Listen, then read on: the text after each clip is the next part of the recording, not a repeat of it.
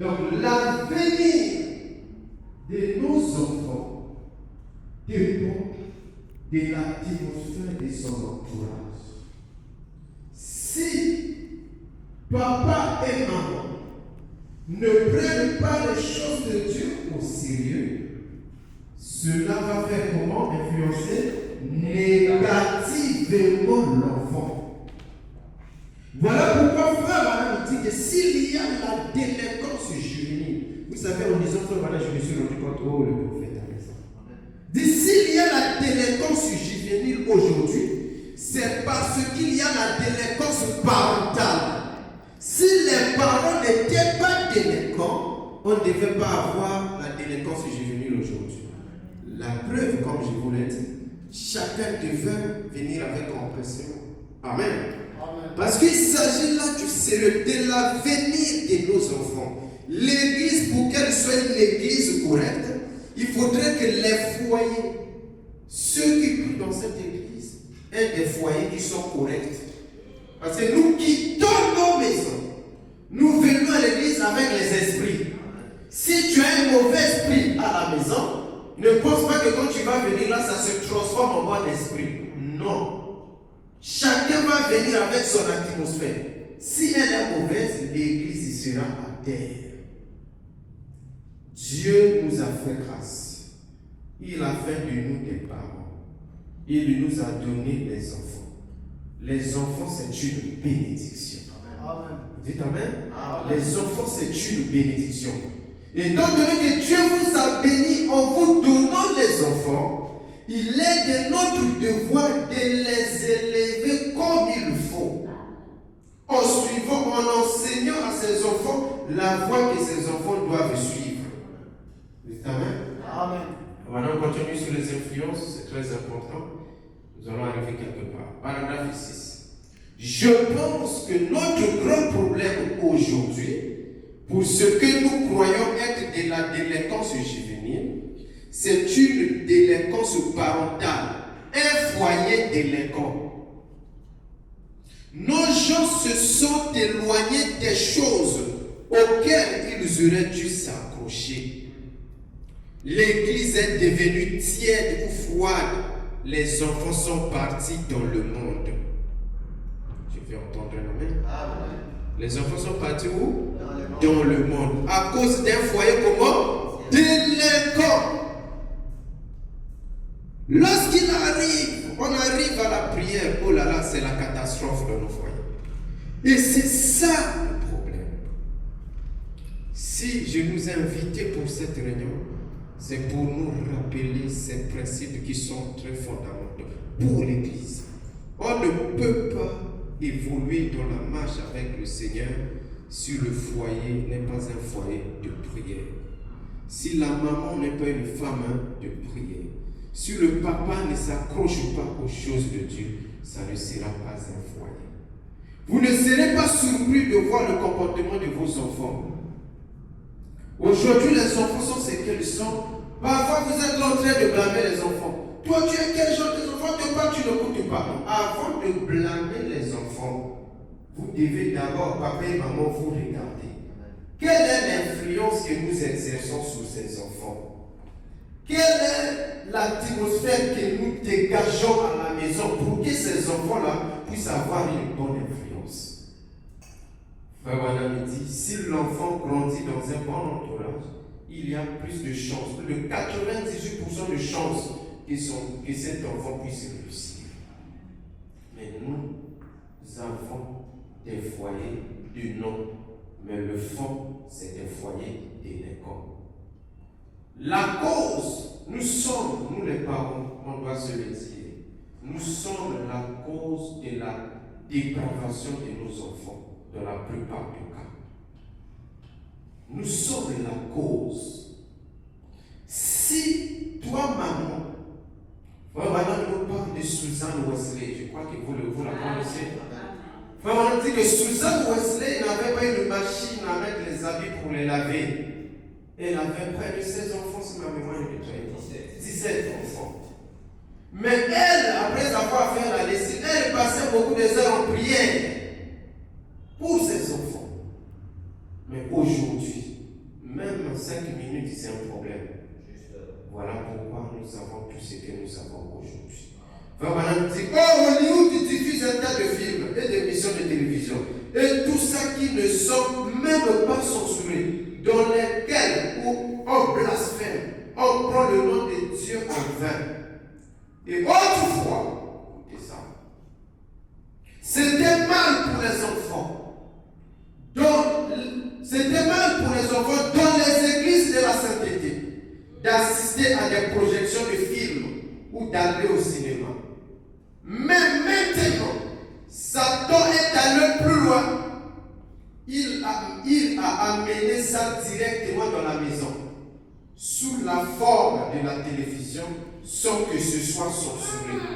Et tout. C'est comme ça que Satan arrive à s'introduire petit à petit. Amen. Amen. Vous ne voulez pas dire Amen? Amen. On va parler de la télévision. Dites Amen. Et aujourd'hui, ce n'est pas seulement les enfants. Maman passe tout le temps devant la télévision, en train de suivre novelas ou autre. Mais vous aurez quel temps pour l'éducation des enfants? Ces gens et les autres avaient eu la facilité de reconnaître le Messie. C'était à cause de l'enseignement de leur mère. Chaque fois, la maman de Jean faisait asseoir Jean sur ses genoux. Elle enseignait à Jean la parole. Elle disait à Jean qu'un jour, le Messie va nous visiter. Il sera là sous la forme d'un prophète. Il sera comme ceci, il sera comme cela. Et Jean grandissait avec cet enseignement de ses parents. Et quand le temps de l'accomplissement est arrivé, Jean n'a pas eu du mal à reconnaître la parole. Parce qu'elle avait reçu de la part de ses parents une éducation spirituelle appropriée. Et aujourd'hui, c'est difficile de voir des parents s'asseoir avec les enfants et leur enseigner la Bible. Si même on met les enfants à l'école de dimanche, on a des problèmes. Est-ce qu'à la maison, on a le temps pour ces enfants? Laissez-moi nous dire, parce que moi aussi je suis concerné, amen. Nous sommes tous concernés, que les parents ont une place de choix pour l'avenir de leurs enfants.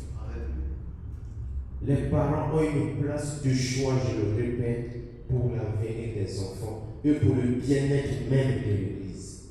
Vous voyez ici, ça fait, il y a beaucoup de parents ici. Et chaque parent ici derrière a des enfants. Chaque parent derrière a des enfants. Chaque parent derrière a des enfants. Et si nous exerçons une influence négative sur ces enfants-là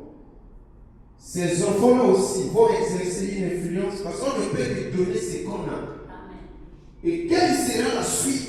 Ça sera le chaos, ça sera le désordre, ça sera la catastrophe.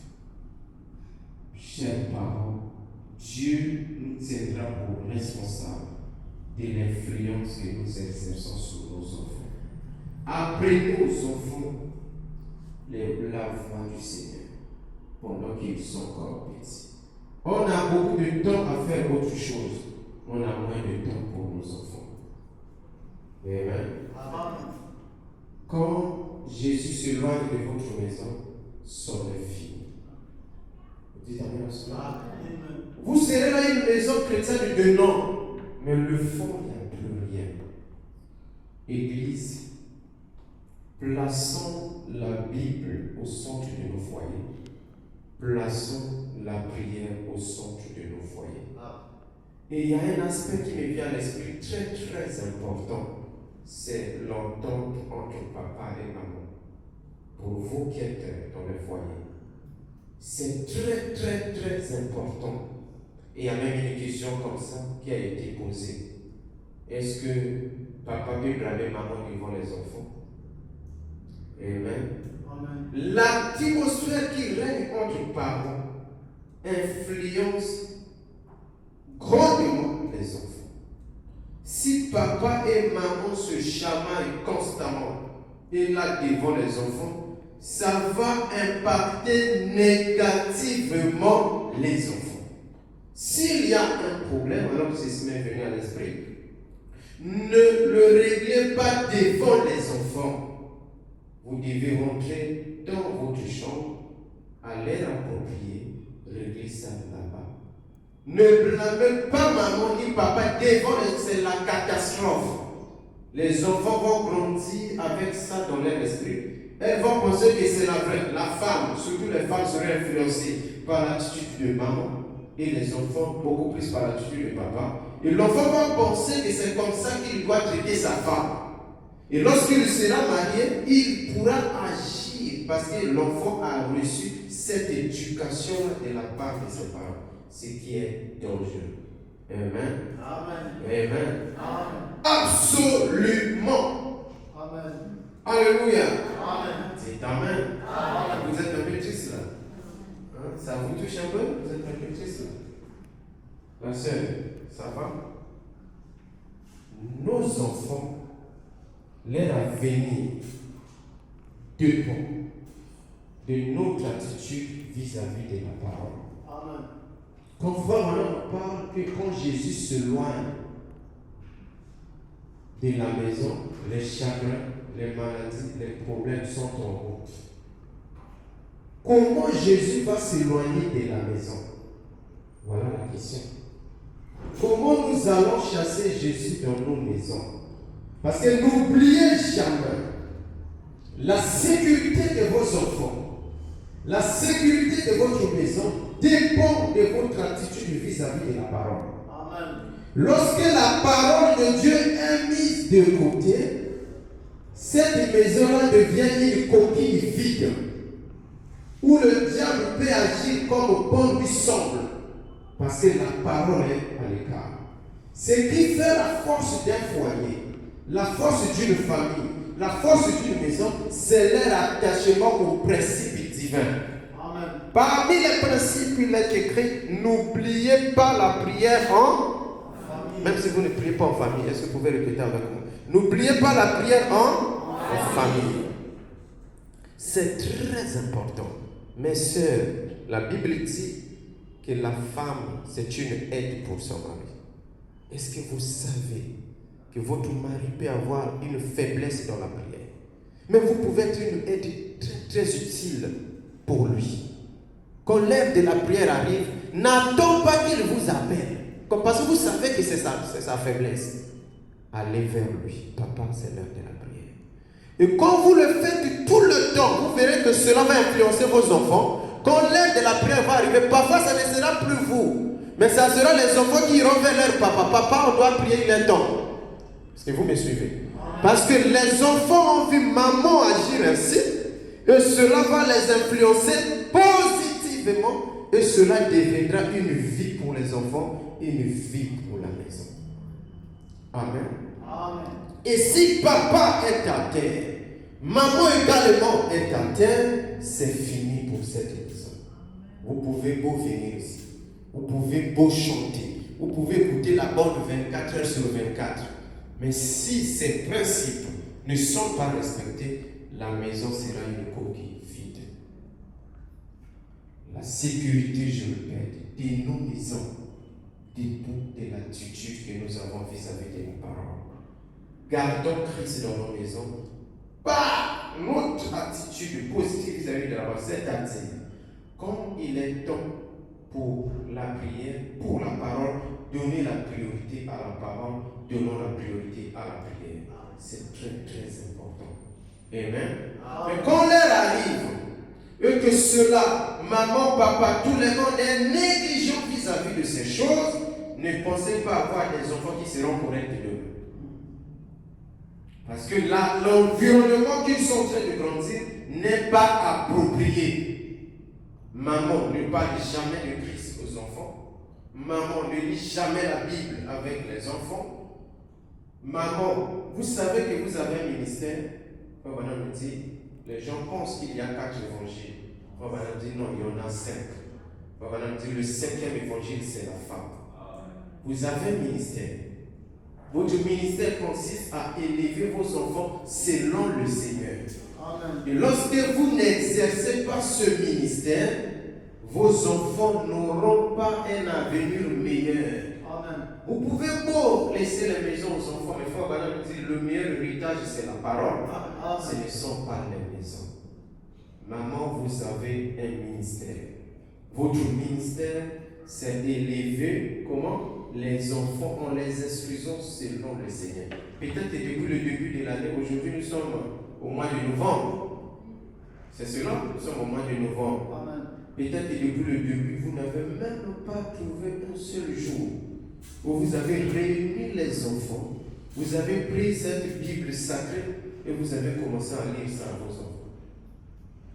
Je n'ai pas demandé aux gens de lever la main, mais nos cœurs sont responsables. Chacun de nous, pendant qu'il est assis, il est conscient ou elle est consciente qu'elle n'a pas eu ce temps-là de parler de Dieu aux enfants. Quand vous priez beaucoup pour vos enfants, même s'il y a des sorciers de la famille ou du quartier, ils ne pourront pas les atteindre. Parce que les enfants grandissent dans un bouclier, dans une atmosphère qui ne permettra pas aux malins d'avoir accès à leur vie. Mais quand les enfants ne grandissent pas dans cette bonne atmosphère, c'est là où le chaos, on assiste parfois au chaos. Et on est les premiers à parfois accuser les parents. Non, apparemment c'est tel, non, apparemment c'est X, non, apparemment c'est Y. Mais le premier sorcier, c'est parfois nous-mêmes, nous les parents. On ne prie pas pour les enfants. On ne passe pas des moments de prière ensemble avec nos enfants. On ne lit pas la Bible, les histoires de la Bible aux enfants. Quand Jésus s'est éloigné de cette maison, eux le chagrin sont, la maladie, eux le chagrin sont entrés. Et quand Jésus s'éloigne de votre maison, la maladie et le chagrin vont y entrer. Voilà, dit absolument. Observez. Quand vous chassez Jésus de votre maison, que vous cessez d'avoir la prière en famille, que vous cessez de lire la Bible, ainsi de suite dans votre maison, attendez-vous à ce que les ennuis y entrent. C'est exact. Ils sont en route dès ce moment-là. Je vais entendre Amen. C'est pas moi, c'est le prophète. Non, est-ce que je peux encore répéter cela? Quand vous chassez Jésus de votre maison, que vous cessez d'avoir la prière en famille, c'est cela, non? Amen. Que vous cessez de lire la Bible, et ainsi de suite dans votre maison, voilà, il dit, attendez-vous à ce que les ennuis y entrent. Voilà, il dit, c'est exact. Amen. Ils sont en route dès ce moment-là. Alléluia. Amen. Donc, lorsque nous cessons de prier en famille, lorsque nous cessons de lire la Bible, ainsi de suite, voilà, il dit, attendez-vous à ce que les ennuis y entrent. C'est très fondamental. Vous savez, Dieu parle tellement dans la simplicité. Il est grand. Dieu est tellement grand. Mais il parle dans la simplicité. Amen. Et lorsque nous ne faisons pas attention à la façon simple de Dieu de faire les choses, c'est là où nous tombons dans le chaos. Cette écriture, c'est la parole de Dieu. Amen. Si nous négligeons cette écriture, ça sera difficile pour nous que Dieu agisse dans nos maisons.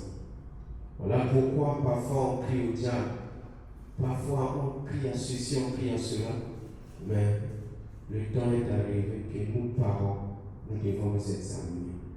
Quand vous allez retourner avec papa, je sais que pour certains, papa n'est pas là, il est bloqué au travail, d'autres maris sont malades.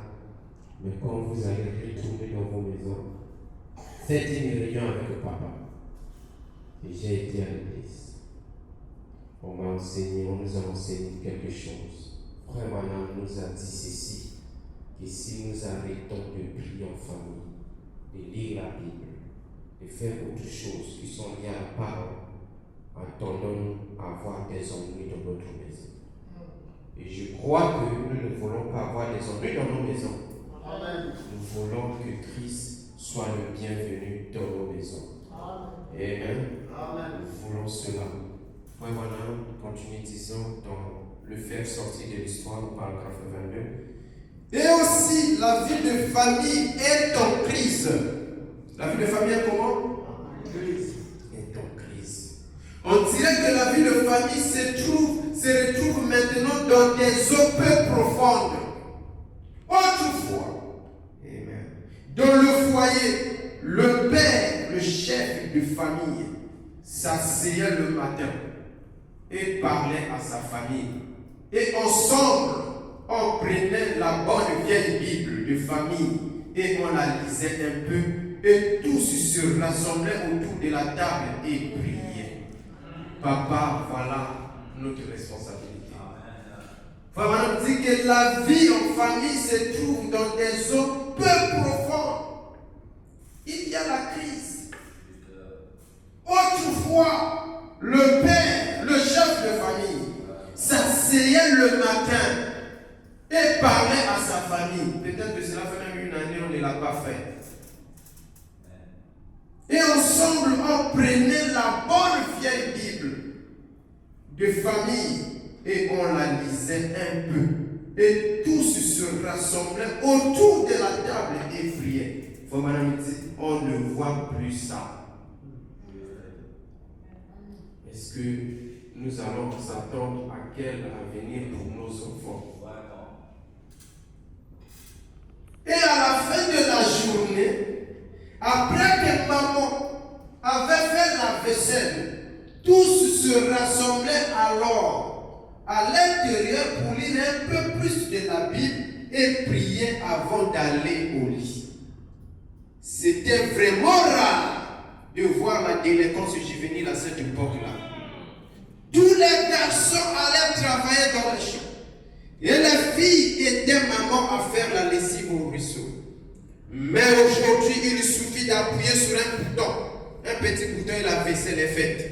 Maman saute dans une voiture et s'en va à une partie de cadre où déambulent les rues. Le travail est fait par un tracteur et tout ce que nous avons, c'est une bande de paresseux, de fainéants.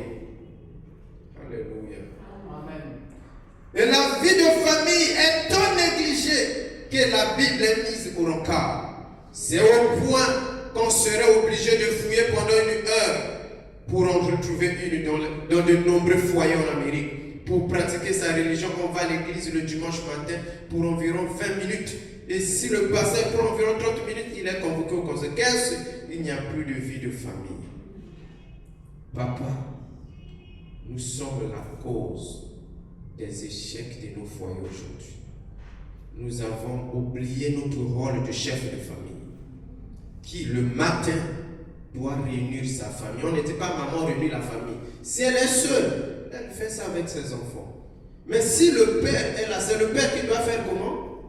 Réunir sa famille autour de l'autel et la table, en lisant la Bible, en priant ensemble. Mais frère madame dit, on ne voit plus ça. C'est parti. On va s'attendre à quelle famille? Voilà pourquoi ce soir, c'est une interpellation de nos consciences. C'est une interpellation de nos consciences. Que nous ne pouvons pas penser un jour avoir un meilleur avenir pour nous-mêmes et pour nos enfants si la parole est mise de côté. Ça détrompe. Si nous avons des difficultés, c'est parce que nous avons mis Dieu de côté. Nous avons chassé Christ de nos maisons. Voilà pourquoi il y a le chaos. Voilà pourquoi le chaos, le malheur s'est installé dans nos foyers. Parce que Christ a été mis de côté. Chers frères, chères sœurs, ramenons Christ dans nos foyers. En lisant quoi? La Bible. En pratiquant la prière en famille. Et autre chose qui sont la parole. Voilà, on continue de dire, autrefois, le père et la mère s'aimaient, s'honoraient et se chérissaient mutuellement. Et comme elle était vieille, grisonnante et ridée, et que son pauvre vieux visage se déformait, et que ses lunettes pendaient sur son nez, papa l'aimait autant que quand elle était jeune et jolie. Mais aujourd'hui, je n'ai pas l'intention de critiquer. Mais comme elle prend un peu de l'âge, il le change tout simplement comme un nouveau modèle. On dirait que c'est la tendance, comme on change de voiture et tout. On dirait que ce véritable amour familial n'existe plus autant que ça. Il s'est passé quelque chose. Il n'y a plus de vie de famille. On n'a plus le bon vieux foyer américain qu'on avait il y a bien des années. Amen. Notre famille, nos familles sont à terre parce que nous avons mis Christ de côté. Papa et maman qui s'aimaient, qui se chérissaient mutuellement. Mais on ne voit plus ça. Cela a disparu et les enfants nous observent. Comment allons-nous attendre un avenir meilleur pour nos enfants? N'oubliez pas, frère, on m'a prêché les influences. Les influences. Les influences que nous exerçons sur nos enfants, négativement ou positivement, auront un impact sur leur avenir. Chers parents, revenons à l'autel de prière en famille. Vous ne pouvez pas, ça je le répète, évoluer, prospérer si nous négligeons l'autel de prière en famille. Maman, ce n'est pas en vain que Dieu vous a placé dans le foyer. Ce n'est pas en vain que vous êtes chrétien, même si vous êtes seul avec l'enfant ou les enfants, mais Dieu a fait grâce que vous puissiez connaître sa parole. Amen. Il est de votre devoir d'éduquer ces enfants selon la voie du Seigneur. La Bible dit, instruis l'enfant selon la voie qu'il doit suivre. Lorsqu'il sera vieux, il ne s'en détournera pas. Frère Branham dit, même s'il s'en détourne, il reviendra. Amen. Amen. C'est très important. Et les parents doivent être des amis pour leurs enfants. Souvent, nous sommes trop militaires. Souvent, nous sommes trop. Il y a des questions sur ça très intéressantes que nous allons y arriver. Mais avant cela, il y a une question qui a été posée à Frère Branham et j'aimerais vous la partager. Amen. Amen. Frère Branham, question et réponse numéro 4, paragraphe 390. Frère Branham, à quel achèvement devions-nous laisser nos préadolescents participer, excusez-moi, à quelle activité nos préadolescents devraient-ils participer? Aussi, comment devrions-nous nous y prendre pour les aider à choisir leurs amis? Vous voyez la question? Frère Branham dit ceci. Gardez-les en compagnie de chrétiens le plus longtemps que vous pourrez. Gardez-les, si c'est une fille, gardez-la avec des jeunes filles chrétiennes et avec des jeunes hommes chrétiens. Si c'est l'inverse, si elle est assez âgée pour fréquenter un garçon, veillez à ce qu'elle fréquente un bon garçon. Découragez-la de fréquenter n'importe quel autre garçon ou le garçon vis-à-vis de la fille si elle fréquente un incroyant. Vraiment. Vous écoutez les parents? Essayez de l'encourager à fréquenter un croyant. Amen. Et vice-versa. Vraiment. Écoutez la suite. Juste. Faites de votre foyer un lieu agréable. Vraiment. Faites de votre foyer un lieu où votre fille ou bien votre fils n'aura pas honte d'amener leurs amis devant leur père et leur mère. Amen. Et de les faire entrer dans leur maison. Et faites de votre foyer un lieu où règne le bonheur, si bien qu'ils se plairont à rester à la maison. Je vais entendre Amen. Amen. Donc la question a été posée à Frère Branham. À quelle activité les enfants devaient participer? Amen. Comment faire pour choisir les amis pour nos enfants, nos préadolescents? Frère Branham dit, ne les aidez pas, laissez-les faire ce qu'ils veulent. Non. Nous avons, vous voyez la responsabilité que nous avons. La responsabilité que Dieu nous a donnée. Même dans le choix des amis de nos enfants, nous devons être au centre de cela. Voilà, dit, si c'est une fille, vous devez la garder en compagnie de comment? Des filles. Si c'est un garçon, gardez-le en compagnie des garçons chrétiens. Si elle est assez âgée pour fréquenter, nous sommes les croyants du message. Et nous devons appliquer ce que dit le message. Si nous avons des problèmes parce que nous voulons appliquer autre chose à la place de la parole, nos bonnes idées ne sont pas la parole. Si vous voulez réussir avec les enfants, faites seulement ce que dit la parole. Vous n'allez pas regretter. Mais essayez seulement de faire le contraire, vous allez regretter un jour. Les enfants seront hypocrites. Voilà, dit, si c'est une fille, elle est assez âgée pour fréquenter un garçon. Veillez à ce que elle fréquente un garçon comment? Chrétien. Si c'est une fille, un garçon, veillez à ce qu'il fréquente une fille chrétienne. Si cela n'est pas le cas, découragez-la. Voilà la mission que Dieu nous donne. Il dit découragez-la parce que vous allez comment elle va se détruire. Et faites de votre maison un foyer, un lieu où règne le bonheur.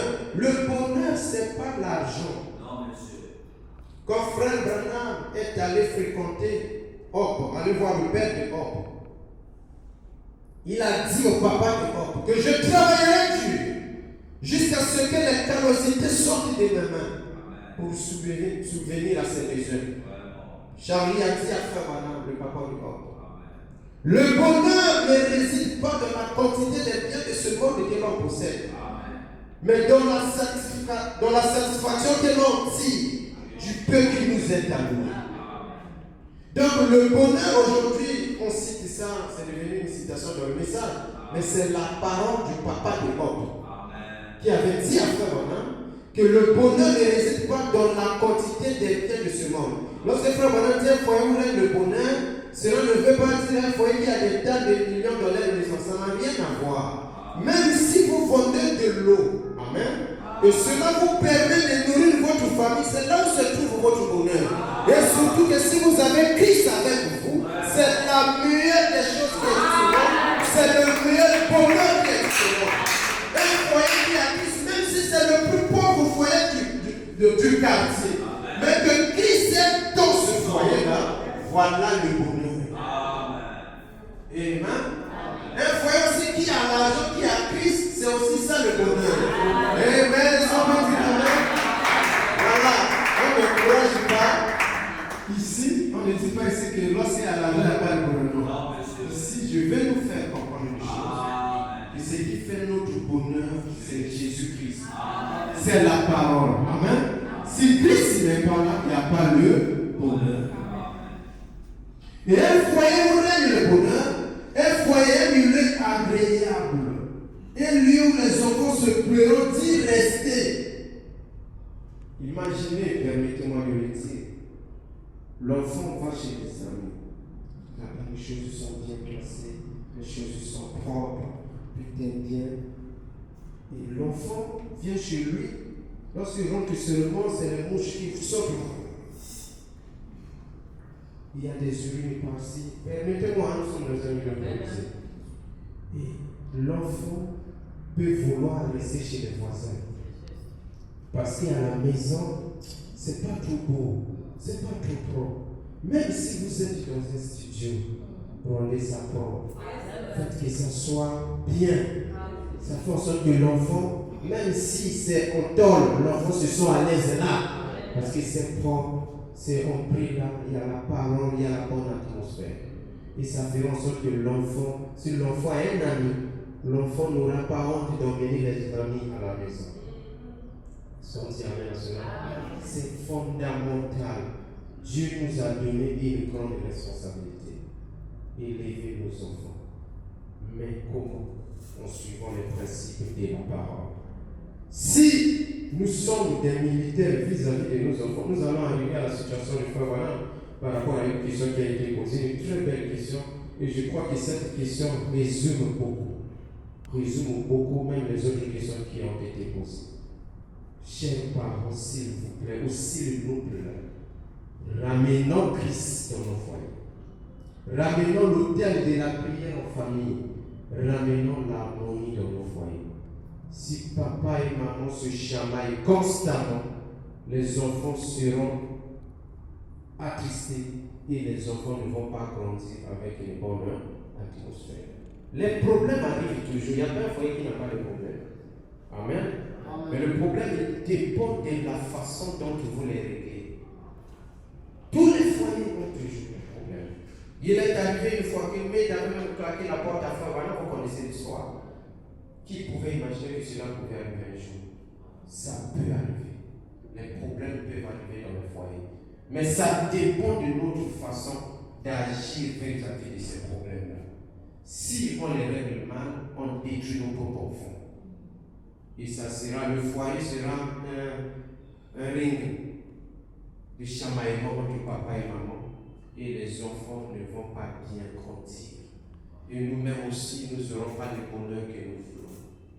Dans une maison chrétienne, il doit y avoir une bonne atmosphère. Quand quelqu'un rentre dans votre maison, Amen. Amen.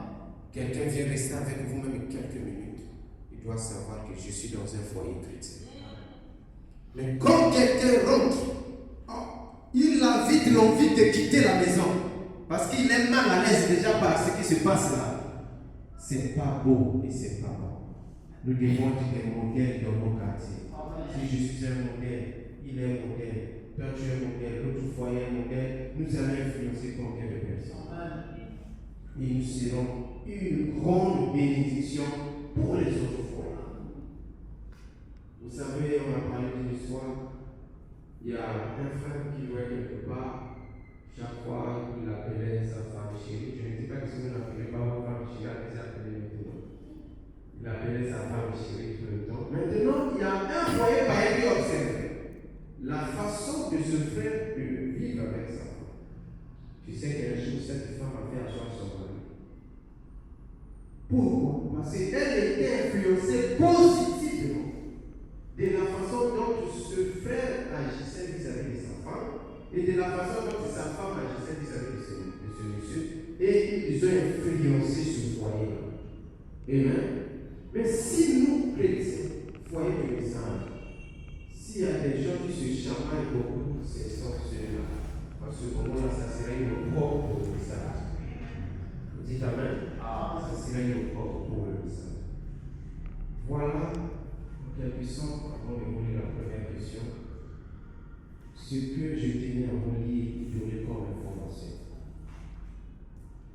Lorsque nous chassons Christ dans notre foyer, en faisant comment? On n'est pas lire la Bible, en abandonnant la prière en famille et en faisant tout ce qui est la parole, les maladies, les chagrins et les problèmes vont nous frapper, vont frapper notre maison. Et nous n'allons pas prier au diable. Je ne dis pas ici, parce qu'il est souvent de mal comprendre, que si quelqu'un tombe malade dans votre maison, donc c'est Dieu qui a frappé votre maison. Non, on ne doit pas mal comprendre la parole. Amen. Amen. On ne doit pas mal comprendre la parole. Frère Branham dit aussi que nous sommes dans un corps de pestiférés, sujets aux maladies. Ça n'a rien à voir. Amen. On doit bien comprendre les choses. Voilà la question qui a été posée. Comment les parents devraient-ils se comporter face à un enfant qui prend un chemin hors la parole? Une très bonne question. Comment les parents, je répète la question, devraient se comporter face à un enfant qui prend un chemin hors la parole? Souvent, c'est là le début de la destruction de nos enfants. Lorsque l'enfant commence à prendre un chemin qui n'est pas la parole, l'attitude que nous avons vis-à-vis de cela va soit la perdre, soit la gagner ou le gagner. Mais Dieu merci, nous avons un prophète. Un prophète qui est passé par ce même problème. Et moi, ce que je fais, c'est de vous dire ce que Frère Branham a aussi vécu par rapport à cette question. Frère Branham, notre prophète avait des enfants, comme nous. Et il est arrivé que l'un de ses enfants, l'une de ses enfants appelée Rebecca, vous connaissez la sœur Becky? a commencé à prendre un chemin qui n'était pas la parole. Frère Branham, dans questions et réponses, c'est vraiment des réponses de Frère Branham par rapport à cette question qui m'ont beaucoup marqué. Et si nous pouvons seulement mettre en pratique ce que Frère Branham a mis en pratique, en tout cas, nous allons beaucoup réussir avec nos enfants. Je sais que si vous êtes des parents, chacun traverse parfois des moments difficiles avec ses enfants. Chacun, si on pouvait donner le micro à chacun, et c'est un peu d'expliquer ce qui se passe avec ses enfants, on va peut-être dormir ici. Amen. Parce qu'il y en a beaucoup. Voilà, donc question-réponse, première partie de 1964, 23 août 1964, première partie, paragraphe 117. Je crois qu'on passera beaucoup plus de temps là, c'est très important. Donc on me dit, je viens de vivre cette expérience avec ma Rebecca. Voyez, remettez simplement la chose à Dieu. Quand elle est devenue une petite ado et qu'elle fréquentait une certaine fille, quand nous sommes arrivés là-bas au début, elle allait chez une certaine fille prendre des leçons de musique. Et cette fille, un jour, je suis entré en passant, et cette fille était assise au piano en train de jouer du rock and roll. Eh bien, ça m'a suffi. Alors, je lui ai dit de ne plus aller là-bas. Voyez, elle m'a répondu, mais c'est le seul endroit où je peux aller apprendre la musique. Vous savez comment ça se passe avec les petites ados. J'ai dit, tous les enfants doivent passer par là. Pratiquement tout le monde passe par ce âge-là. Vous êtes passé par là. Je suis passé par là. Et il faut que nous pensions comme eux pensent. Amen. Et donc, quelques jours plus tard, sa mère l'a réprimandé. Vous pouvez lire toute l'histoire à la maison. Sa mère l'a réprimandé à propos de quelque chose et elle a été insolente avec elle. Qui était insolente? Rebecca, la fille de qui? Des frères Branham. Amen. Elle était insolente avec elle. Or, ça, ce n'était pas du tout Rebecca. Elle est sortie en claquant la porte. Ça a presque fait tomber les choses qu'il y avait au mur. Et elle est partie à l'école. Bon, j'aurais dû sembler, écoutez ceci. Bon, j'aurais dû, semble-t-il, enlever ma ceinture, la suivre dans la cour et la ramener couverte de marque. Voyez, mais je me suis dit, attends une minute. Il faut que je pense comme quelqu'un de 18 ans. Vous voyez, bon, j'ai dit, maman, je sais, mais elle s'est mise à pleurer. Je lui ai dit, je sais que tu as fait tout ce que tu pouvais. Et j'ai fait tout ce que je pouvais. Mais maintenant, si la situation est hors de notre contrôle, nous devons passer à la prochaine étape. Je vais entendre un amen. Rebecca a commencé à prendre un chemin qui n'est pas comment. Cette fille-là voulait l'entraîner dans quelque chose qui n'était pas normal. Jouer du langage. Meda a parlé zéro. Frère Branham, le prophète, a fait de son mieux zéro. Amen. La situation est devenue comment? Hors de contrôle. Peut-être que certains d'entre nous ici passent par les mêmes épreuves. Tu as fait zéro. Tu as fait ceci, zéro. Mais l'avantage que nous avons, Frère Branham est passé par là. Et nous devons appliquer ce que Frère Branham a appliqué. Frère Branham dit, je sais que tu as fait tout ce que tu pouvais. Et j'ai fait tout ce que je pouvais. Maintenant, si la situation est hors de contrôle, de notre contrôle, nous devons passer à quoi? À la prochaine étape. Or, Becky ne m'a jamais fait ça. Vous voyez? Et quand sa mère lui dit quelque chose à ce sujet, elle a claqué la porte en disant, tu t'attends à ce que je reste ici et que je fasse tapisserie toute ma vie. Et elle a claqué la porte et elle est sortie. Frère Branham me dit, c'était le diable. Voilà là où je voulais insister. Lorsque votre fille, votre garçon, commence à prendre le chemin qui n'est pas la parole, mettez dans votre esprit que ce n'est pas l'enfant comme tel, mais c'est le diable qui veut détruire votre enfant. c'est le diable qui veut détruire votre foyer, c'est le diable qui veut détruire votre maison. C'est pas l'enfant en tant qu'enfant.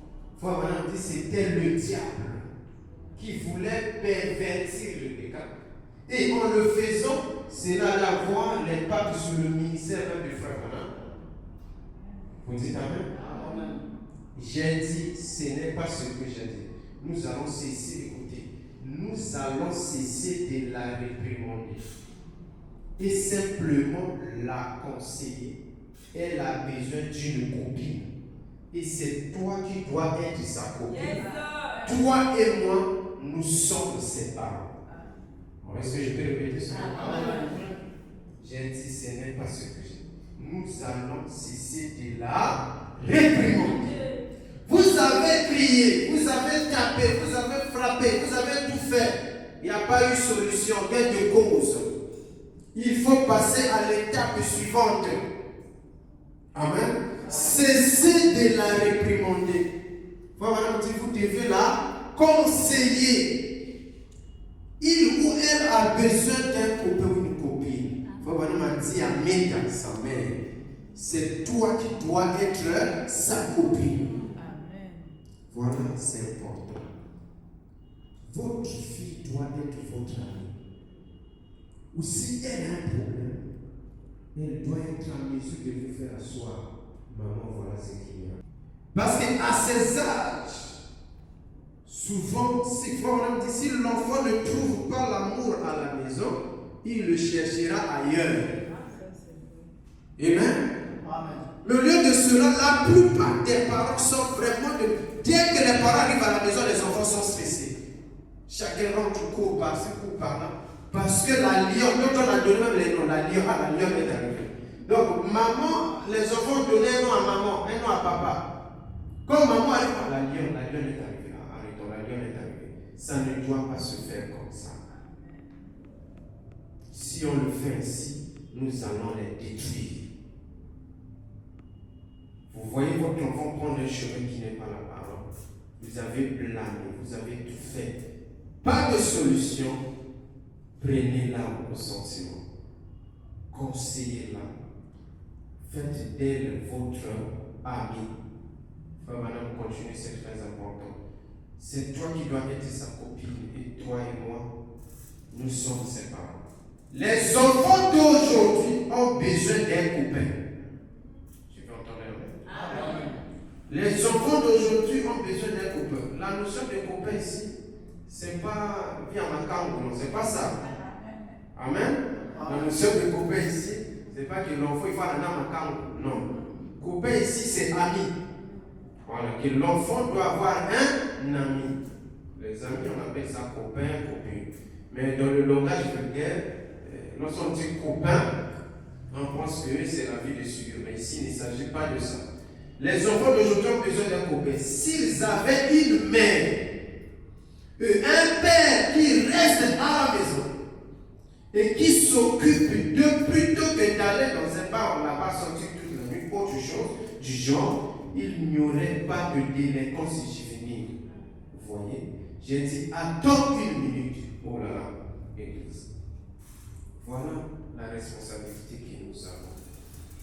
Une grande responsabilité. Ma soeur, si tu étais un peu militaire, je sais qu'on doit être dur lorsqu'il s'agit d'être dur. Mais on doit aussi être douce lorsqu'il s'agit d'être douce. Les enfants aujourd'hui, la plupart des enfants qui se sont détruits, c'est à cause de l'attitude de leurs parents. Quand vous voyez seulement l'enfant avec un ami qui n'est pas correct, c'est là. Ah, toi là, vous menez une guerre compliquée. De telle sorte que l'enfant est obligé d'être hypocrite. Devant les parents, l'enfant donne une image d'une véritable chrétienne. Mais lorsqu'elle est hors la maison, elle se déchaîne. Mais si les parents avaient donné à cet enfant l'amour d'une véritable amie, l'enfant là n'allait pas se retrouver de moi. Il peut arriver que cet enfant-là se méconduise. La sauver ne signifie pas il faut la taper, il faut la chasser, il faut faire ça. Non, vous devez projeter l'amour si jamais vous voulez sauver cet enfant-là. Sinon, vous aurez des enfants qui vont vous donner l'image d'être des vrais enfants, mais au fond, c'est des enfants qui sont déjà perdus. Amen. Et qui est responsable? Souvent, ce sont nous les parents, par notre attitude vis-à-vis de ces enfants. Je le répète, faisons de nos enfants nos amis. Nos amis, s'il vous plaît. Faisons de nous, qu'il soit garçon, papa. Fais de ton garçon là ton ami. Fais de ton garçon ton ami chéri. Que l'enfant soit en mesure de te dire tout. Papa, voilà ça. Papa, voilà ça. Maman, voilà ça. Ça sera un foyer agréable. Mais comme papa, d'abord, ce n'est pas l'ami de maman, comment vous allez faire de vos enfants vos amis? C'est d'abord ça, ça part de là. Papa et maman, c'est les deux extrémités. Celui-là au nord, celui-là au sud. Chacun pour soi, Dieu pour tous. Mais comment les enfants vont bénéficier de cette amitié-là? Or, si papa et maman étaient des complices, étaient des véritables amis, des véritables copains et copines, cet amour-là va s'étendre jusqu'aux enfants. Amen. Mais comme papa et maman, c'est des militaires à la maison, l'Iran et Irak, comment les enfants auront une bonne influence? Quand papa dit c'est maman et là-bas, ça ne va pas marcher comme ça. Amen. Nous devons faire d'abord nous-mêmes, parce qu'on ne peut que donner ce qu'on a. Papa et maman doivent être des complices, des véritables amis. Et vous, maman et papa, vous qui vivez seuls avec vos enfants, Dieu vous a béni en vous donnant ces enfants-là. Prenez-les sur vous. Considérez-les comme vos amis. Dieu vous a béni. L'enfant, c'est une bénédiction. La bénédiction, ce n'est pas seulement l'argent. Les enfants, c'est une grande bénédiction. Vous devez considérer ces enfants comme. Comment papa, maman et l'enfant peuvent se mettre là, se chamailler comme des rivales? C'est très grave ça. Ou papa et son enfant. Non, ne le faisons pas. Nous devons nous mettre à la place des parents. Amen. Les enfants d'aujourd'hui ont besoin d'un copain. S'ils avaient une mère et un père qui restait à la maison et qui s'occupait de plutôt d'aller dans un bar, là-bas sortir toute la nuit, autre chose du genre, il n'y aurait pas de la délinquance juvénile. J'ai dit, attends une minute. Nous avons fait tout notre possible pour bien l'élever. Maintenant,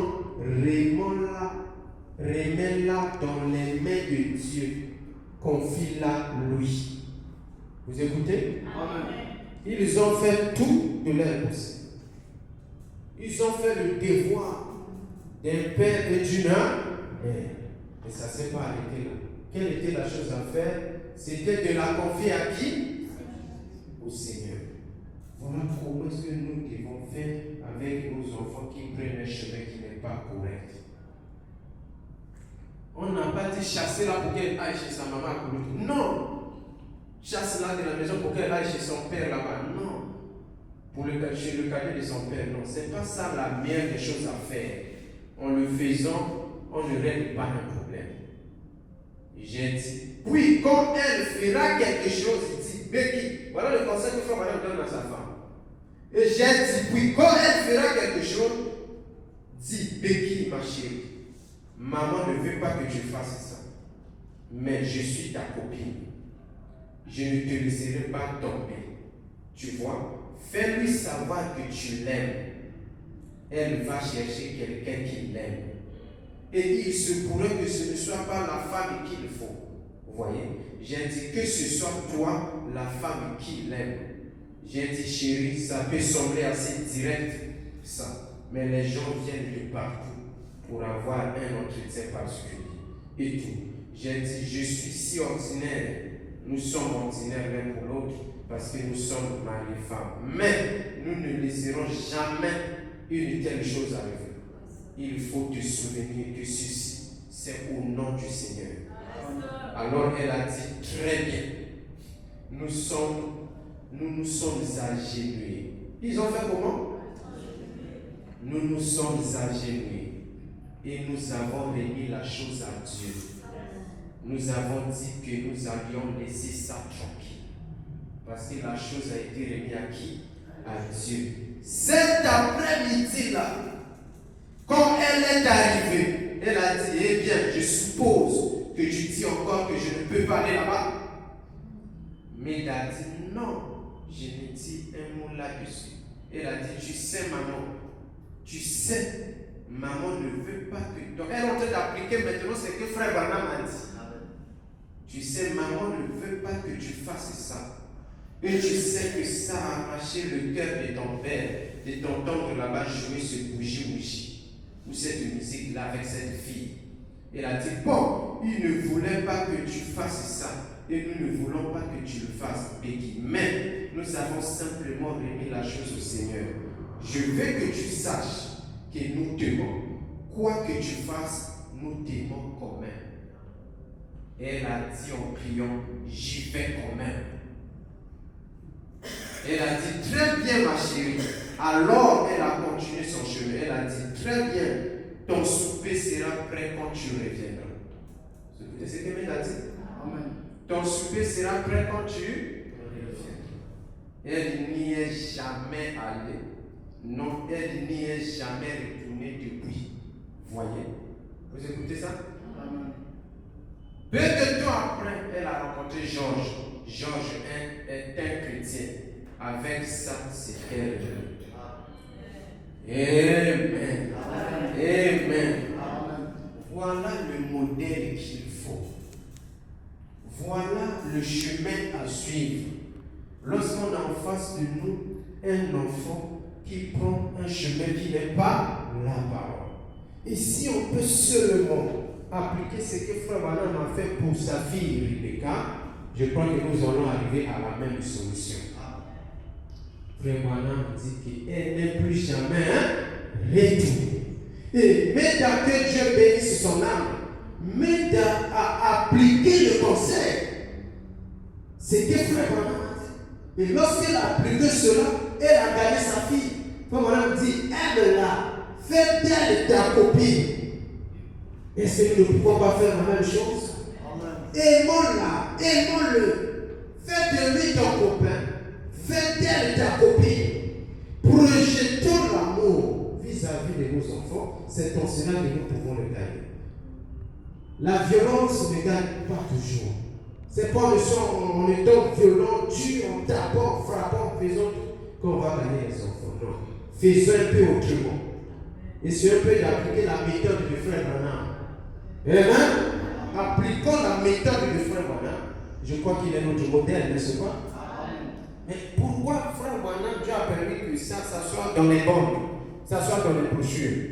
C'est pour que nous puissions nous en servir pour nos enfants, pour nos maisons, pour nos foyers, afin que nous puissions gagner nos enfants qui ont pris ou qui veulent prendre un chemin qui n'est pas correct.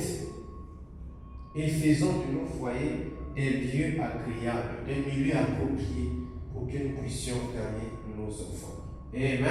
Amen. Il y a une question que j'ai trouvée également assez importante.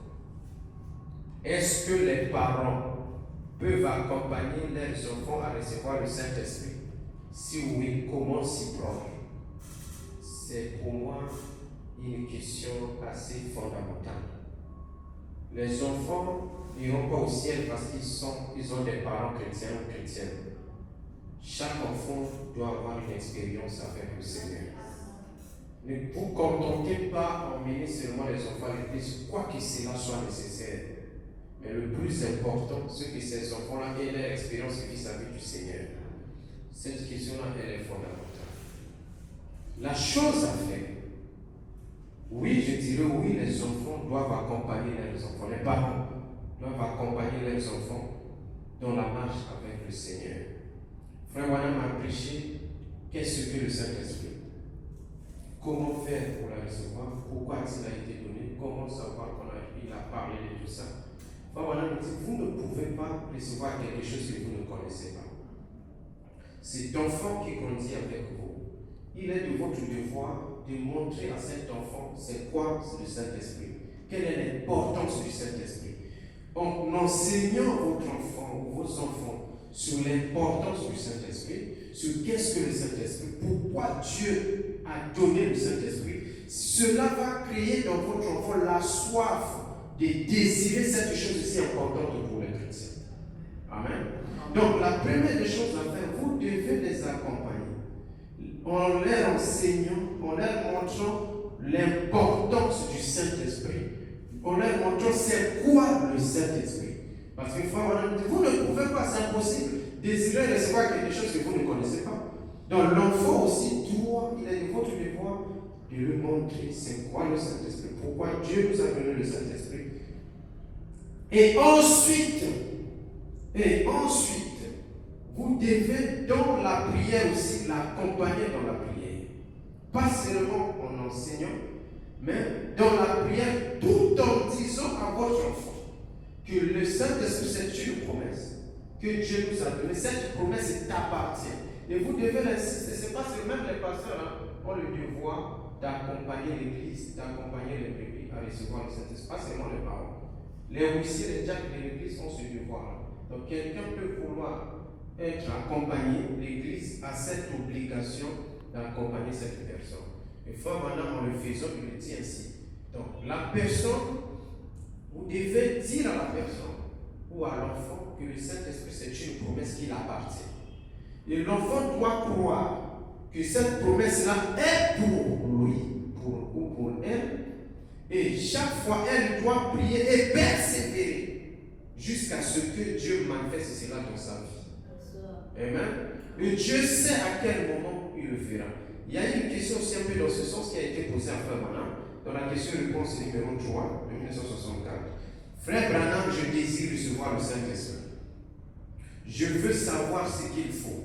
J'ai un fardeau sur mon cœur pour le salut de ma famille et la sœur assise. 128. Si vous désirez recevoir le Saint-Esprit, je vais vous dire quelque chose, ma chère sœur. Si vous étiez ici, frère Neville, est-ce qu'il s'agit d'un membre de l'Église ici? Frère Branham parle avec frère Neville.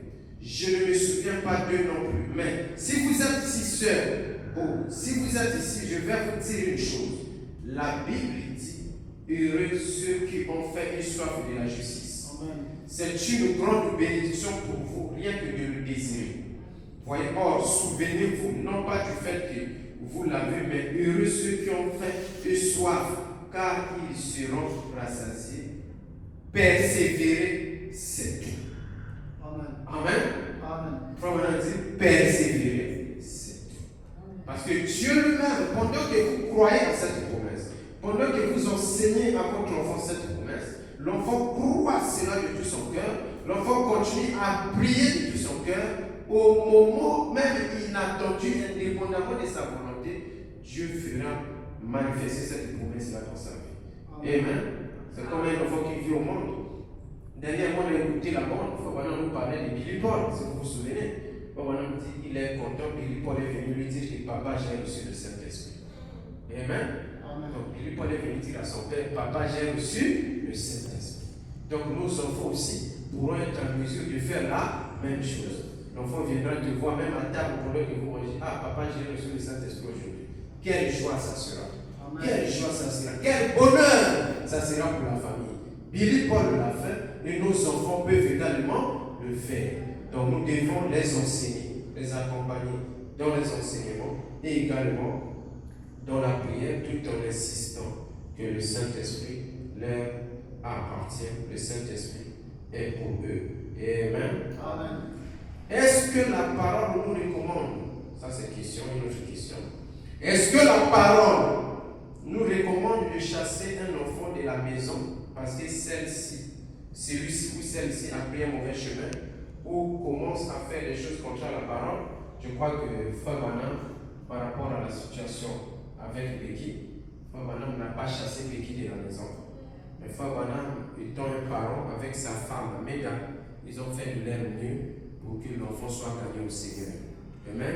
Chasser l'enfant de la maison, ce n'est pas une solution. Mais la solution, c'est de faire de notre mieux pour que l'enfant soit gagné au Seigneur.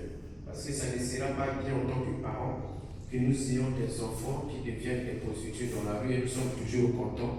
On continue à venir à l'église correctement. Non. Ça pose un problème. Notre désir, ce n'est pas de les chasser, mais c'est de faire en sorte que nous puissions en parler. On n'a pas pu, on passe à l'étape suivante, remettre la situation entre les mains du Seigneur. On manifeste l'amour toujours envers l'enfant malgré son état, et Dieu finira par ramener l'enfant sur le droit chemin.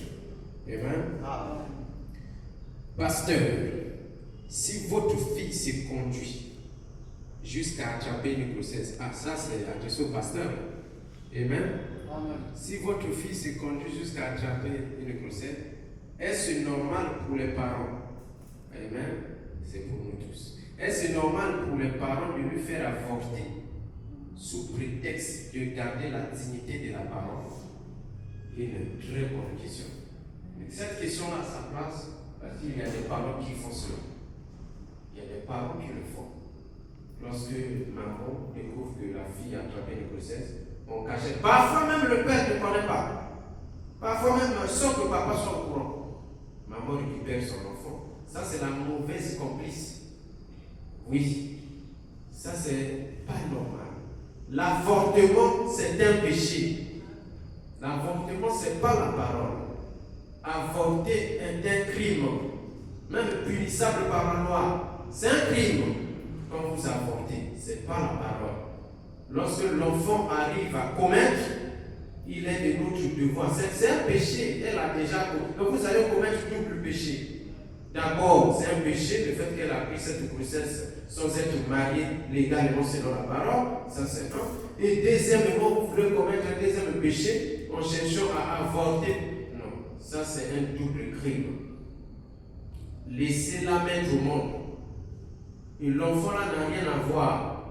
Madame me dit, les enfants qui sont nés dans cette condition, on doit les consacrer, ils n'ont pas commis quoi que ce soit. L'enfant est innocent.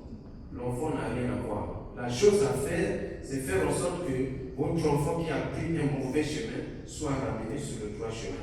Mais ramener l'enfant sur le droit chemin ne signifie pas enlever la grossesse. Ne le faites pas, s'il vous plaît. S'il est arrivé dans les temps passés que vous l'avez fait, mais ne le répétez plus. Ce n'est pas normal.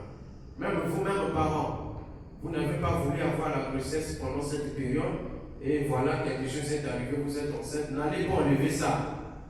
N'allez pas enlever ça. Comme ça, volontairement, vous voulez aller enlever la grossesse sous prétexte que ce n'était pas le mois ou le moment approprié ou l'année appropriée. C'est condamnable par la parole. Amen. Avorter comme ça, c'est un péché. Qu'est-ce qu'un parent doit faire pour que ses enfants puissent avoir confiance en lui? Amen. Amen.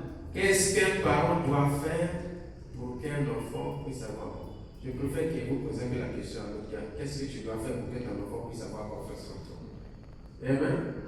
Non, là, c'est pas seulement la question à l'autre gars.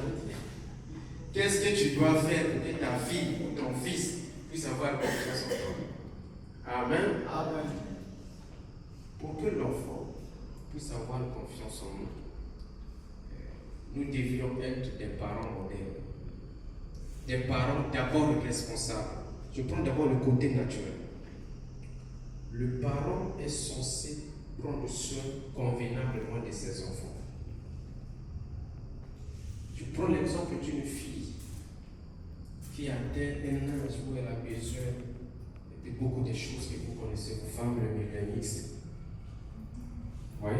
Mais l'enfant se débrouille à sa façon pour trouver 1000 francs, 500, 2000 pour acheter ce qu'il faut acheter.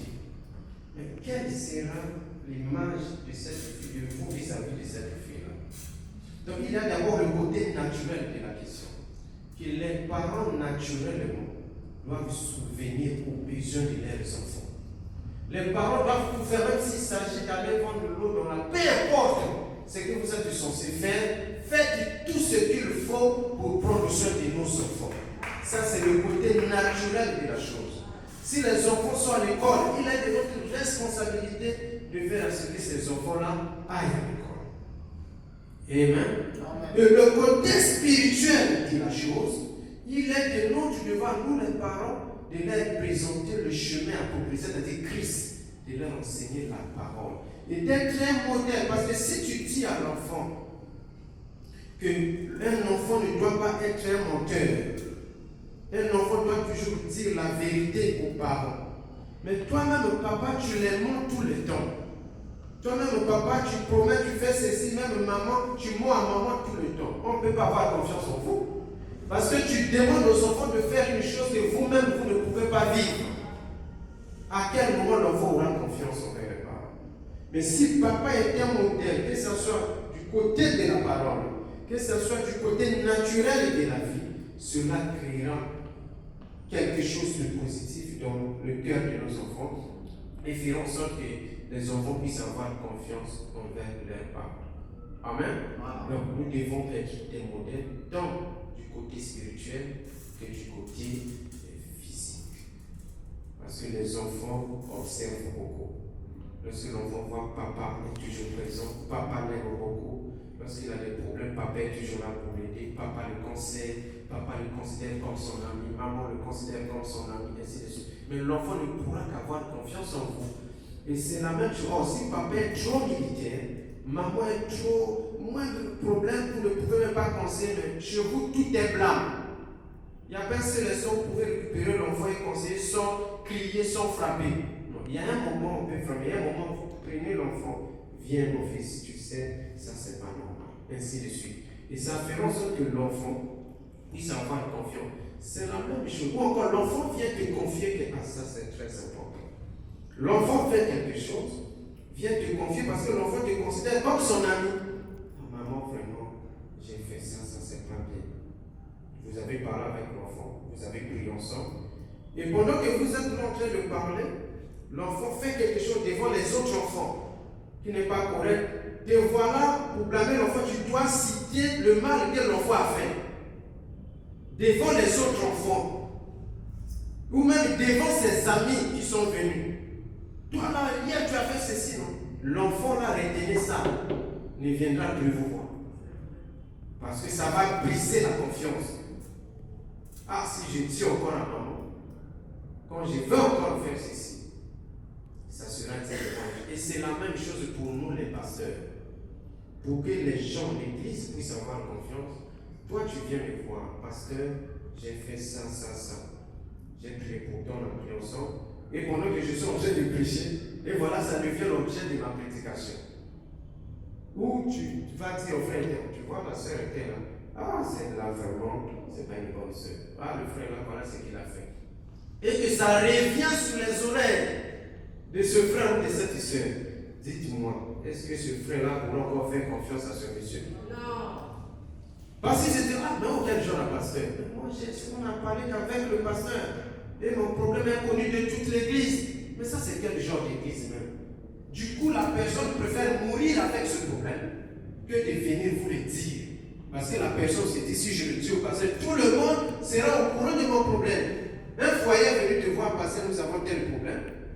Le foyer est surpris d'entendre que tout le monde à l'église connaît le problème de son foyer. Est-ce que ce foyer-là pourra encore avoir confiance au pasteur? Non.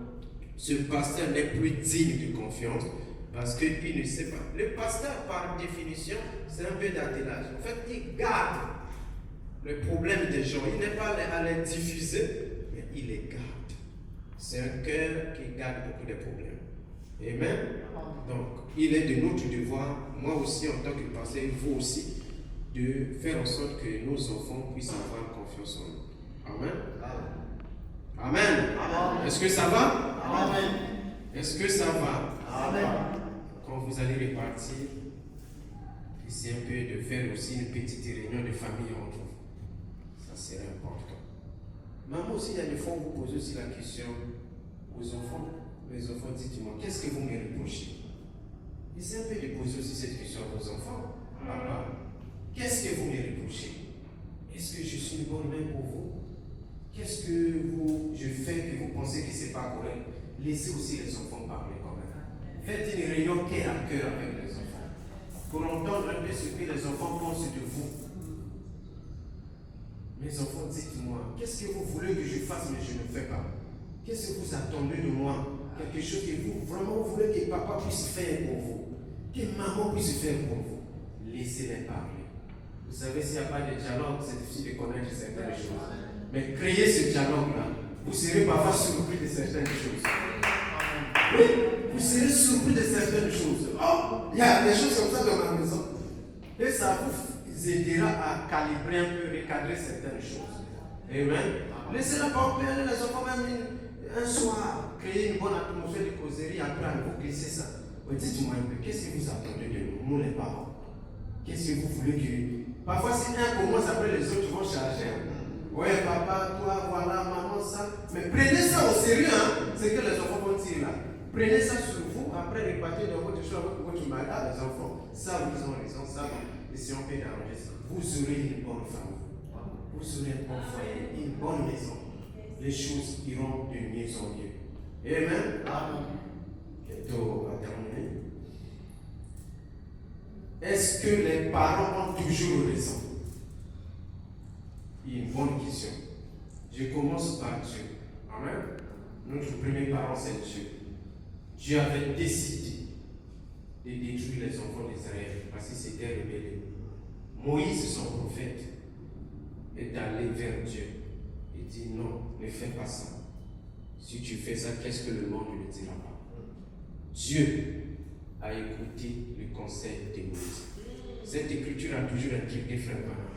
Comment Dieu peut écouter un homme, le conseil d'un homme? Lui qui est Dieu, il a écouté le conseil d'un homme. Amen. Mais Dieu pouvait tout faire, mais il a écouté quand même un homme. C'est comme à l'église. Est-ce que le pasteur a toujours raison? Je dis faux. Le pasteur n'a toujours pas raison. Parce qu'il peut arriver qu'il prenne une décision qu'il pense que c'est juste. Mais membre d'une église, qu'il soit frère ou soeur, peut s'approcher du pasteur. C'est vrai que vous avez pris cette décision, mais essayez un peu de voir ça. Et Dieu vous a placé ici, ce n'est pas un hasard. Amen. Et si c'est un pasteur humble, et que ce qu'on lui dit c'est la parole, il abandonnera sa raison. Il abandonnera ce qu'il veut faire pour s'aligner à ce qu'on vient de lui présenter. Et pourtant, il pensait que ce qu'il allait faire est juste. Mais si c'est un pasteur qui a toujours raison, il continuera comme ça. Parce que pour lui, une brebis ou un frère, une soeur ne peut pas lui dire quoi que ce soit. Il a toujours raison. Ce pasteur n'ira pas loin. Parce qu'un homme qui a toujours raison n'ira pas loin. Et dans la maison aussi, papa n'a toujours pas raison. De même aussi, maman n'a toujours pas raison. Parce qu'il y a des maris qui ont toujours raison. C'est-à-dire, lui, ce qu'il pense, c'est ce qui doit être fait, ce qu'il décide, c'est ce qui doit être fait. C'est pas possible. C'est pas possible. Si Dieu a placé la femme à votre côté ou à vos côtés, Dieu n'est pas un fou. Il sait le pourquoi. C'est-à-dire, tu peux décider de faire quelque chose, il faut aussi écouter la femme. C'est très important. Ton épouse ou ta femme peut te dire non, c'est vrai, vous voulez faire ça, mais essayez un peu de regarder sur ce ton. Ah oui, je n'avais pas vu ça comme ça. Oh, que Dieu te bénisse, ma femme.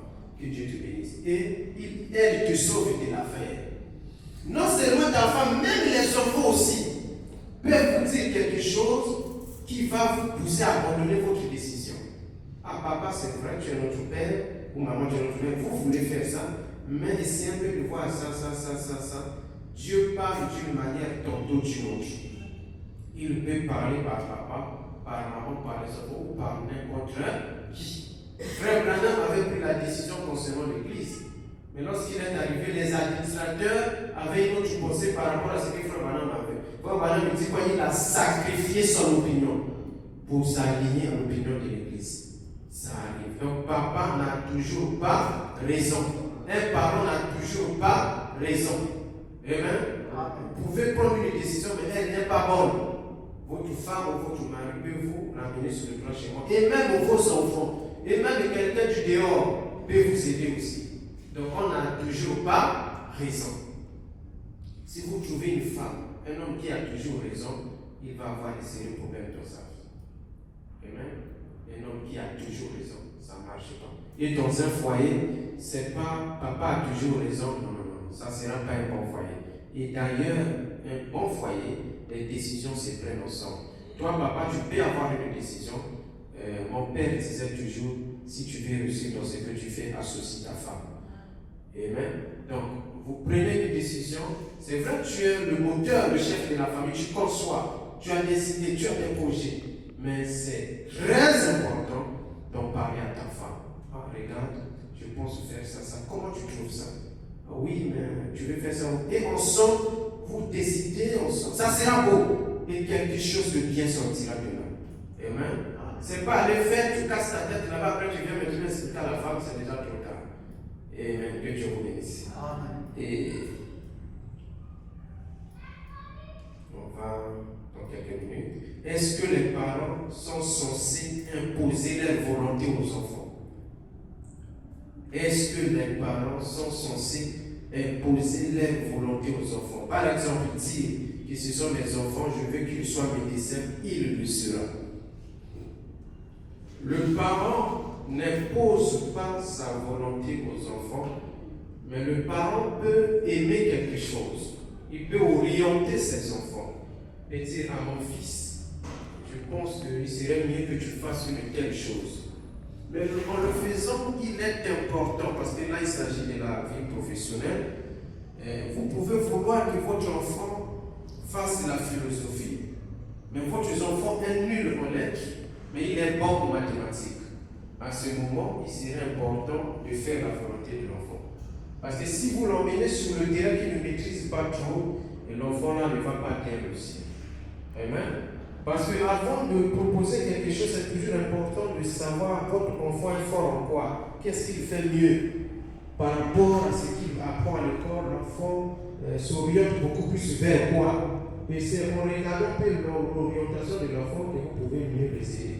Mon père voulait que je sois médecin, par exemple. Mon père, moi, voulait que je sois médecin. Mais moi, cela n'a jamais été ma vocation. Ma vocation n'était pas la médecine. Et mon père ne m'a pas imposé. Et aujourd'hui, Dieu a fait en sorte qu'on soit ce qu'on voulait être. Donc, on ne doit pas imposer, mais on peut proposer aux enfants quelque chose. À mon enfant, je pense que c'est mieux de faire ceci. Maintenant, si l'enfant a d'autres aptitudes qui ne répondent pas à ce que vous voulez que l'enfant fasse, je vous conseillerais de suivre quand même l'orientation de l'enfant par rapport à ses capacités que Dieu lui a données. Et ça fait en sorte que l'enfant puisse mieux réussir. Amen. Est-ce que c'est un ordre qu'un parent grande son enfant adulte devant ses amis? On doit savoir une chose, le parent reste le parent. Il peut arriver de façon instantanée où est-ce que le parent te blâme ou blâme son enfant devant ses amis. Ça peut arriver. En le faisant, ce n'est pas pour détruire l'enfant, mais tout parent veut le bien de son enfant. Mais sinon, l'idéal serait d'attendre que ses amis partent, vous récupérez votre enfant à la maison, vous parlez à votre enfant de seul à seul. Parce qu'un enfant qui a déjà grandi, parce qu'on parle de l'enfant adulte, il y a une certaine honte qui est déjà là.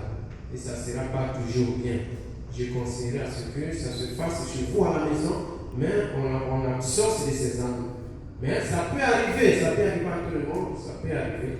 Mais sinon, le conseil serait, l'idéal serait que l'enfant soit conseillé pendant que ses amis ne soient pas là. Ça sera quand même une bonne chose. Amen.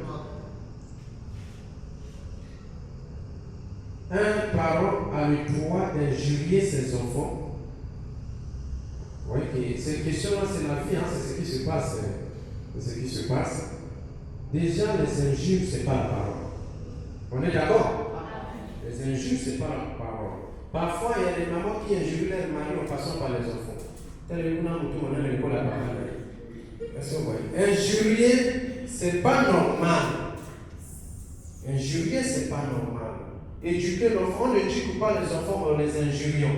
La Bible dit instruire l'enfant. Amen. Donc ne prenez pas ça comme intérêt maintenant. Comme tu as des problèmes avec ton papa, la seule manière de régler ça, c'est en passant par les enfants. Ou vous avez des problèmes avec maman, la seule manière, c'est en injuriant les enfants. Non, ne le faisons pas. Si ça se fait chez vous, dans nos maisons, s'il vous plaît, arrêtons cela. On ne doit pas injurier nos enfants. Nulle part la parole ne dit injurier l'enfant. Mais la parole dit n'éloigne pas la chicotte de l'enfant. Mais la parole ne dit pas injurier. Et appliquons juste ce que la parole dit, on aura moins de problèmes. Amen. Déjà, c'est pas bon. Tu injures l'enfant. Et parfois, c'est dans la cour, parfois, ça ne donne pas une bonne image. Et ça fait en sorte que l'enfant ne puisse pas avoir une bonne influence en ce qui concerne la parole. Donc, n'injurions pas nos enfants. Ça se fait, hein, la question on a posé ça parce que ça se fait. Il y a des parents qui injurient leurs enfants. Est-ce qu'il y a pourquoi? Est-ce que vous maudissez même vos enfants les injures? Est-ce qu'il y a pourquoi vous en avez monté? Il y a pourquoi ça en gagne? Quand vous prononcez ce genre de paroles, vous êtes en train de prophétiser. Les mamans israélites, lorsqu'elles mettaient au moins, elles prophétisaient sur le placement de leur enfant. Et quand vous prononcez des paroles comme ça sur vos enfants, vous êtes en train de prophétiser. Est-ce qu'il y a la même montologie? Vous serez surpris, tu as dit, enfant, touche la terre. Parce que c'est toi. Donc on ne doit pas, un père humain doit toujours prononcer les bonnes paroles. Tu seras quelqu'un d'humain. Tu vas m'aider demain. Demain, là, quand je serai là, c'est toi qui vas me soutenir.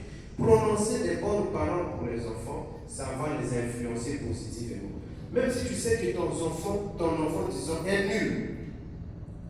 Mais toi, ne l'injurie pas nul. Est-ce que vous voyez? Non, toi, tu es nul, tu es idiot. Ne faites pas ça. On doit faire le contraire pour l'encourager, pour le booster. Ça sera une bonne chose pour que cet enfant-là puisse bien grandir. Amen. Amen. Et une question difficile. Comment gérer un papa infidèle à sa femme? Amen. Ça, si les enfants étaient là, ça allait être une bonne chose. On allait bien parler avec les enfants. Comment gérer un papa infidèle à sa femme? Et c'est connu des enfants. Donc les enfants savent que leur papa est infidèle. D'accord? En réalité, nous savons tous que l'infidélité, ce n'est pas quelque chose à encourager, ce n'est pas la parole. D'abord, avant tout. Un papa qui est infidèle, si les enfants sont âgés, comme ils le savent, les enfants, au moment approprié, doivent faire asseoir leurs parents. D'abord prier, et ensuite faire asseoir les parents pour montrer aux parents que cette situation n'est pas correcte, ça ne nous honore pas et ça n'honore pas non plus la parole. Papa, tu dois laisser ça. Ça demande à ce qu'il y ait une conférence. Voilà pourquoi je vous parle du dialogue au niveau de la famille. S'il y avait ce dialogue-là déjà, les enfants vont régler ça facilement. Vont faire asseoir leurs parents, parler à leurs parents. Et vous allez voir, et en associant la prière à cela va produire les résultats. Parce que la vie d'infidélité, c'est la vie de péché. C'est un démon en fait qui pousse un homme à vouloir aimer une femme qui n'est pas sa femme. Et ça, c'est contraire à la parole. Étant donné que c'est un démon, si les enfants ensemble avec leur maman peuvent mettre cela en prière, peuvent conseiller papa tout en priant tout le temps pour cela, je crois que Dieu souverain ce monsieur. Amen. C'est très très très important. Parce que comment gérer un papa? Vous n'allez pas injurer papa, ni taper papa, ni dire la maison. Il reste papa. La chose à faire, c'est de faire ce que dit la parole pour essayer de ramener papa sur le droit chemin. Comment les parents peuvent faire régner l'harmonie entre eux et les enfants? C'est ce que nous avons eu à développer ensemble. Quelles sont les obligations des parents envers les enfants?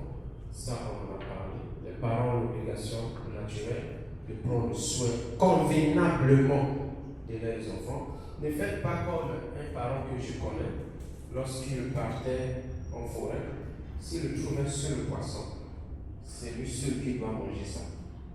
Et les enfants doivent manger les feuilles de manioc comme ça. S'il y a un seul poisson, si on n'a pas aussi, il va acheter sa sardine à lui. Donc les enfants peuvent manger. Or, un vrai père fait l'inverse. Donc le vrai père doit même rester affamé si c'est peu et laisser les enfants manger. Donc nous avons l'obligation naturelle envers nos enfants, c'est prendre soin, veiller à ce que les enfants aient une bonne vie naturelle des choses. Et aussi le côté spirituel, veiller à ce que ces enfants-là aient une bonne intimité, une bonne marche avec le Seigneur. Quelle doit être la position des parents, c'est la dernière question, face au choix de leurs enfants? La Frère Branham a réglé cela un peu plus haut, en ce qui concerne le choix. Quelle doit être la position des parents face au choix de leurs enfants? Le choix peut être le choix lié à la vie professionnelle, c'est ce que nous avons développé. Le choix peut être le choix lié au mariage, ça aussi c'est fondamental. C'est pas le fait, je vais un peu revenir à ça, qui nous a dit que les parents doivent donner leur accord en ce qui concerne le choix de leur enfant, que cela devient quelque chose, ou même si vous êtes... ça c'est très puissant, cette chose-là. La fille peut vous emmener un frère à la maison que maman, j'aime ce frère, ou ce frère vient vous voir, que je vais prendre votre fille. Et vous, parents, dans votre tête, vous avez toujours voulu que votre enfant puisse marier un pétrolier. Et celui qui vient, ce n'est pas un pétrolier, c'est un enseignant. Alors, à ce moment-là, vous devez appliquer ce que Frère Branham dit. Frère Branham dit, si vous aimez une fille et que vous ne pouvez pas vivre sans elle et qu'elle ne peut pas vivre sans vous, mariez-vous. La chose à faire, c'est que les parents doivent vérifier ces aspects de la parole. D'abord, est-ce que c'est un chrétien? Est-ce que la fille aime réellement, ainsi de suite? À ce moment-là, vous laissez la fille suivre ce chemin qui est correct, conforme à la parole. Mais vous n'allez pas vous interposer, comme ce n'est pas un pétrolier comme vous voulez. Non, je ne suis pas d'accord avec ce frère-là. Non, vous cherchez d'autres motifs pour que la fille ne puisse pas se marier avec ce frère-là qui n'est pas pétrolier. Ou encore, le frère vient, il est pour rien débrouillard. Frère Branham, il n'a pas montré des bulletins au papa de Hop. Ça, on ne doit pas l'oublier. Je sais une chose, que tout parent a toujours voulu que ses enfants soient à l'aise. Ça, c'est naturel. D'accord? C'est notre désir à nous tous. Il n'y a pas un parent qui peut vouloir que sa fille aille souffrir dans un foyer. Non. Mais nous devons regarder les choses du côté de la parole. Comme frère Branham est allé voir. Quand frère Branham est allé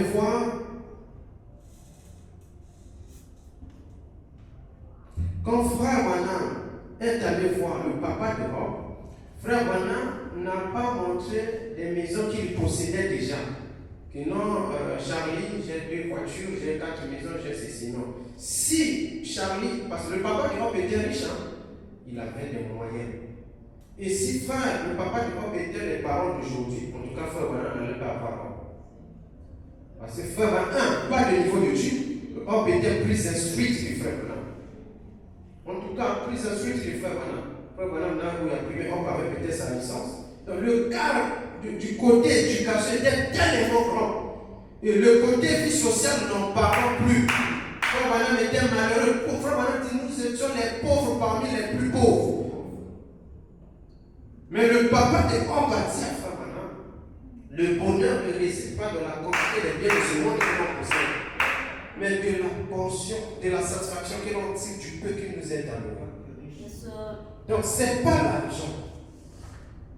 Aujourd'hui, certains parents regrettent parce qu'ils ont mis leur fille en difficulté. Si un conseil que je peux vous donner, parents, dans le choix des enfants, surveillez beaucoup plus le côté spirituel. Je préfère que ma fille soit dans la maison d'un frère, à Bamani, ma papa, dans le coin, mais avec ça, il peut lui trouver quelque chose à manger, et que ça soit un chrétien qui va le traiter correctement. Que de se marier avec un financier millionnaire, que Nanda Bokuna dit Tumba tout le temps, elle ne sera pas heureuse. Être heureux, ce n'est pas la quantité d'argent. Te trompons, mon cher parents. Ce n'est pas la quantité d'argent qui fera que nos filles soient heureuses dans leur foyer. Non, mais c'est le caractère chrétien dans ce foyer-là qui fera que votre fille vive correctement. Amen. Si le mari aime votre fille, il le traite correctement, le peu qu'il lui trouve, il vient, il prépare son. Et d'ailleurs, le meilleur foyer que frère Madame a consacré, c'est pas un foyer riche. Non, monsieur, il avait consacré un foyer pauvre et un foyer riche. Il a décidé d'aller rendre visite à ses couples. Il arrive chez le pauvre, il vivait dans un hangar chez le pauvre. Il avait pris son petit salaire, sa femme assise sur lui, en train de regarder ce qu'il pouvait faire. Chérie, j'ai vu une robe là-bas, je pense que ça te va. Il dit non, il n'y a pas assez d'argent, on peut faire ceci. Il y avait une arme, mais ils étaient pauvres. Il dit non, je dois aller aussi chez les riches. Lorsqu'il est allé là-bas, les 2 chamaillés, lorsqu'ils ont vu frère comment ils se sont tenus à la main. Ça va, il dit chérie, ça va, non? Alors c'était l'hypocrisie, mais c'est là qu'il avait l'argent. c'était aujourd'hui, vous allez vouloir que la fille soit là-bas. Mais chez un hypocrite, mais chez le pauvre, on allait refuser, mais c'est là où on fait le bonheur. Donc le bonheur, c'est pas le salaire qui fait le bonheur. Même si avec Kakamaï, et qu'avec l'eau là, il peut nourrir sa femme qui est votre fille, laissez-la. Laissez-la. Amen. Ah, ça c'est difficile pour les parents, mais c'est la parole. Frère Branham est un autre modèle. Regardez, permettez-moi de vous dire, quand je suis allé voir un pasteur pour fréquenter mon épouse, je ne travaillais pas encore. Quand je suis allé le voir le pasteur, je suis venu te voir pour ça, il regardait la tête comme ça. Il me dit, je te réponds dans un mois. Il fallait attendre un mois. Et quand le mois est arrivé, j'ai appelé le président de Jack. Le vieux a voyagé, qu'est-ce qu'il a dit? Et en voyage, il a pris sa fille, il est parti avec sa fille. Le président de Jack a dit oui, il est d'accord, tu peux aller. 3 mois après, mon arrêté est sorti au ministère des Finances. 3 mois après. Permettez-moi de vous en parler parce que c'est important. Et aujourd'hui, on parle d'autre chose. Donc, ne regardez pas toujours à la situation présente, mais regardez du côté de la parole. Lorsqu'on regarde du côté de la parole, on finira toujours par avoir raison. Amen. Parce que la vie d'un homme est un mystère. Ne jugez jamais l'homme par rapport à son temps. Non, vous allez regretter. Un homme aussi longtemps qu'il a le souffle de vie, un miracle peut se passer. Amen. Et vous allez oublier. Est-ce que c'est toujours lui ou c'est quelqu'un d'autre? Oui, c'est toujours lui. Amen. Cher pasteur, à partir de quel âge parle-t-on du sexe aux enfants? Y a-t-il des termes appropriés selon la parole? Que le Seigneur vous bénisse. Et je sais une chose. Parler des enfants du sexe ne signifie pas parler des insanités. Amen. Quand l'enfant atteint l'âge de la puberté, quand les hormones se réveillent, il est important que l'on en parle aux enfants sur le fait que ces enfants, si c'est une fille, qu'elle doit se garder sacrée parce que Dieu l'a doté des vertus qui sont sacrées et qui seront une bénédiction pour son futur mari. Amen. Et montrer à cette fille-là les conséquences si jamais elle arrivait à prendre le chemin de la vie du monde, qu'est-ce qu'elle peut devenir demain. Amen. Et ça ne suffit pas commencer à lui faire un cours de biologie. Non. Ça, c'est la catastrophe. Amen. Vous allez pousser la fille à autre chose. Ça, c'est la catastrophe. Mais montrer à la fille que Dieu l'a dotée d'un niveau, des vertus, féminité, virginité. Si c'est une jeune fille qui grandit à l'âge de la vie, montrer l'importance. Vous pouvez aller lire la brochure L'Union Invisible. Là-bas, Frère Branham explique ça. C'est des dépôt sacré. Que Dieu a doté à une femme des vertus qu'elle est censée conserver. Et c'est ces enseignements-là, voilà pourquoi je vous parlais de l'enseignement des mamans à leurs enfants. Ces enseignements que vous devez garder, enseigner à vos filles. Ma fille, tu grandis. Mais sache une chose. Dieu t'a doté de ça. Et c'est une bénédiction que tu te conserves jusqu'à ton mariage. Voilà les autres qui sont dans le monde. Voilà. Et si c'est un garçon aussi, montrons-lui aussi, décourager cet enfant en lui présentant les conséquences de la mauvaise vie. Mais ce n'est pas en faisant tout un coup